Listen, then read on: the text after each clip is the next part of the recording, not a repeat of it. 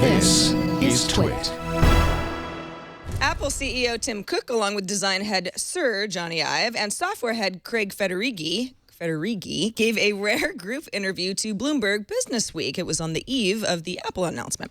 Among the highlights, Cook said to folks that Apple had never had an objective to sell a low-cost phone. Cook also said he doesn't let stock prices affect his mood. I've emphasized the true collaborative nature of iOS 7 design between himself and Federighi. For his part, Federighi reminded folks, Apple doesn't care about doing new. Apple cares about doing right. And of course, Cook got in a jab at Microsoft in reference to the company's purchase of Nokia, saying everybody is trying to adopt Apple's strategy. Google announced a new venture called Calico. It's a separate company financed by Google, and its goal is to focus on health and well-being, in particular the challenge of aging and associated diseases. I'm not making this up. Google announced that Art Levinson, former CEO of biotech firm Genentech, will be a founding investor and the CEO of Calico. HP's got a new line of Android and Windows-based tablets and new laptops out today. Among the lineup, a special version of the HP Envy 17 now comes with the Leap Motion wireless controller built into the palm rest without adding to the thickness of the laptop. It comes October 16th, starting at $1,050. Also notable is the Spectre 13X2, the 13-inch slate with a 1080p display and a keyboard dock, and unusually for a tablet so big, no fan.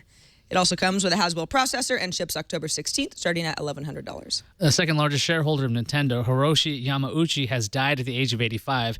Yamauchi ran the company for 53 years, from 1949 until 2002. When he started, Nintendo was a trading card company. By the time he left, Nintendo was a household name in video games. The Wall Street Journal reported Wednesday that its sources say Blackberry is preparing to lay off up to 40% of its workforce before the end of the year. That would leave the company with 7,620 employees and looking lean and efficient to prospective buyers. Analysts widely speculate Blackberry may plan to shut down manufacturing of handsets. At the Tokyo Game Show, Sony demoed its PlayStation app for Android. The app would allow a person to use an Android device as a game controller for the PS4, and also it could be a hub for the PlayStation Network. Sony also did a live demo of the Vita TV, which lets a player stream their PS4 games to a second TV. How about some good news for Blackberry? Who's ready? The company confirmed Wednesday that its BlackBerry Messenger service will come to Android and iOS this weekend. While BlackBerry users are declining, the BBM service is still one of its most beloved features. The popular service launched on Android Saturday and iOS on Sunday. Republic Wireless will offer the Moto X for $299 without a contract in November. The phone normally costs $199.99 on contract from AT&T, Sprint, and Verizon. If you wanted an unsubsidized version, Motorola will sell you a version for $599. Republic Wireless will offer the Moto X in black or white and says it's not accepting pre-orders for the phone.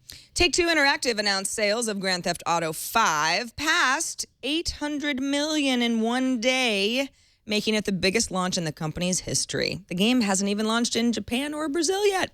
Expect that number to get bigger, unless there's an apocalypse, and then nothing will happen. Then expect me to take your car. Take all that money, yo. Just kidding. I wouldn't do something like that. It's just a game. You was talking about the apocalypse. The other day, Google dropped the NFC requirement for its Google Wallet app for Android. Now, Google has released a version of Google Wallet for iOS.